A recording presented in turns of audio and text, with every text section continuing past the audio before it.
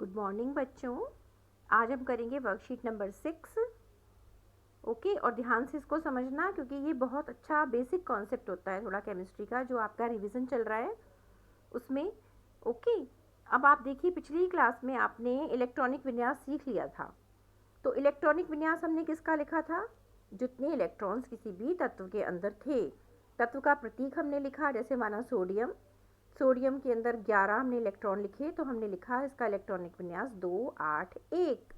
ठीक है बच्चों, तो ये इलेक्ट्रॉनिक विन्यास से हमें नंबर ऑफ इलेक्ट्रॉन्स का पता चलता है कि उस तत्व में कितने इलेक्ट्रॉन्स हैं।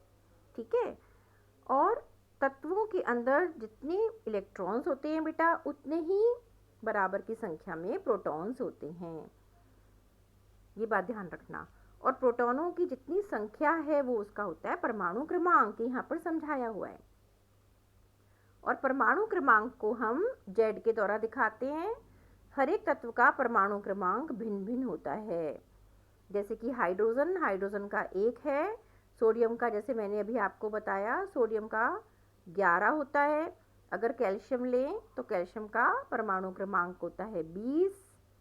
इसी तरह से हम और तत्व भी लेते जाएंगे और उनके हम निकालते जाएंगे। जैसे मैग्नीशियम लिया, उसका 12। इसका मतलब परमाणु संख्या जैसी हमारे पास आई, हमारे दिमाग में एक बात आ गई कि जितनी परमाणु संख्या है उतनी ही इसका मतलब इसके पास इलेक्ट्रॉन है और उतने ही उसके पास प्रोटॉन है। तो क्वेश्चन पूछा जाएगा, आपके पूरे नंबर हो गए। माना परमाणु संख्या दे दी और पूछा कि इसमें बताइए कितनी प्रोटॉनों की संख्या होगी और कितने इलेक्ट्रॉनों की संख्या होगी। तो जो बेटा उसका परमाणु क्रमांक है वही इलेक्ट्रॉनों की संख्या हो गई और वही प्रोटॉनों की संख्या हो गई। 11 का एग्जाम्पल ले रही हूँ मैं, ये 11 लिख रही हूँ, ठीक है ना। तो अब माना किसी में 12 इसका परमाणु क्रमांक है तो उतने ही इलेक्ट्रॉन हो गए 12, उतने ही प्रोटॉन हो गए। ओके, ये क्लियर हो गया। यहाँ पे एग्जाम्पल देके समझाया। अब देखते हैं समस्थानिक, ये क्या चीज़ आई नई एक निकल कर। तो अभी आपने देखा कि हमने परमाणु क्रमांक सीखा। तो बेटा समस्थानिक वो तत्व होते हैं जिनके परमाणु संख्या तो समान होगी लेकिन परमाणु द्रव्यमान, मतलब भार जो होता है परमाणु का वो अलग अलग होता है। तो परमाणु भार आ गया। अब हमें पता होना चाहिए परमाणु भार क्या होता है। तो इसके लिए हम इसको बड़ा करके देखेंगे कि परमाणु भार क्या होता है, जिसको हम द्रव्यमान संख्या भी कहते हैं। वो होगा पूरे एटम का भार।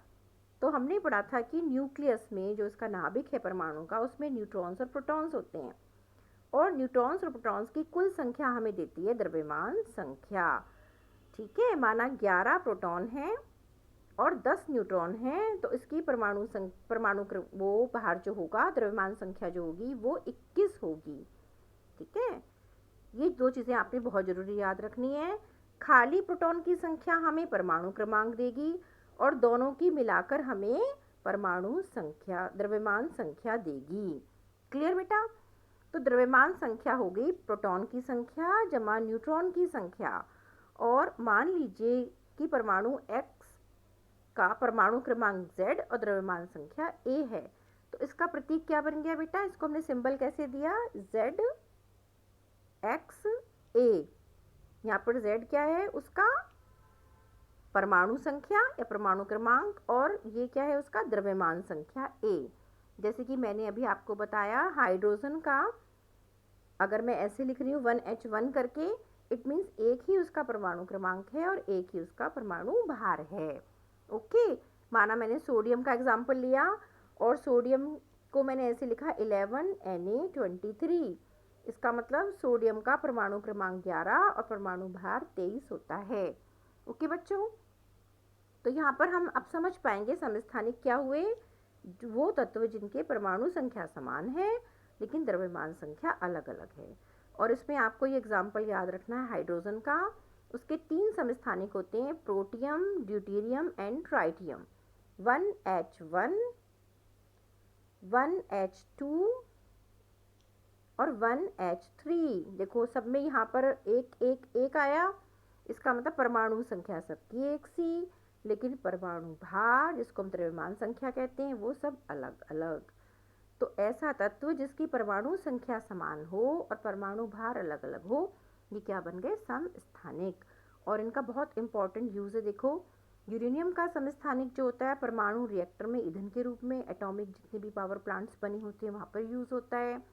और कोबाल्ट का देखो कैंसर के उपचार में, बेटा ये क्वेश्चन आता है करने के लिए। वो एग्जाम्पल आपको पूछेंगे कि कैंसर के उपचार में कौन सा समस्थानिक प्रयोग होता है, तो आपको कोबाल्ट 60 याद रखना है। घेंगा रोग जो गले में फूल जाता है गला, जिसका आयोडीन की कमी से होता है, तो वहाँ पर हम आयोडीन की मात्रा देते हैं उसको, तो वहाँ पर आयोडीन का समस्थानिक यूज़ होता है, जैसे परमाणु रिएक्टर में यूरेनियम का। तो ये आपने बहुत इंपॉर्टेंट चीज़ है जो याद रखनी है समस्थानिक के बारे में। अब क्वेश्चंस देखते हैं बच्चों। अभ्यास प्रश्न पर आते, रिक्त स्थान भरिए। डैश परमाणु में प्रोटॉन की संख्या डैश परमाणु में प्रोटॉन की संख्या के बराबर है। क्या चीज़ प्रोटॉन की संख्या के बराबर है? इलेक्ट्रॉन की संख्या, है ना। प्रोटॉन और न्यूट्रॉन की संख्या के योग के बराबर क्या होता है? द्रव्यमान संख्या या परमाणु भार। पीछे से आपने देखा था ना, ऊपर लिखा था। डैश एक ही तत्व के परमाणु होते हैं जिनकी परमाणु संख्या समान होती है लेकिन द्रव्यमान संख्या भिन्न होती है। वो क्या होते हैं? समस्थानिक। ऊपर हमने देखा समस्थानिक। ओके, तो समस्थानिक जो होते हैं वो क्या होते हैं? एक ही तत्व के परमाणु होते हैं। हाइड्रोजन के 3 समस्थानिक लिखेंगे, 1H1, 1H2, 1H3। Protium, deuterium और ट्राइटियम यहाँ पर आपने फिल करना है। परमाणु संख्या को डैश प्रतीक द्वारा दिखाया जाता है। खाली जगह पड़ी ना, परमाणु संख्या को हम किससे दिखाते हैं?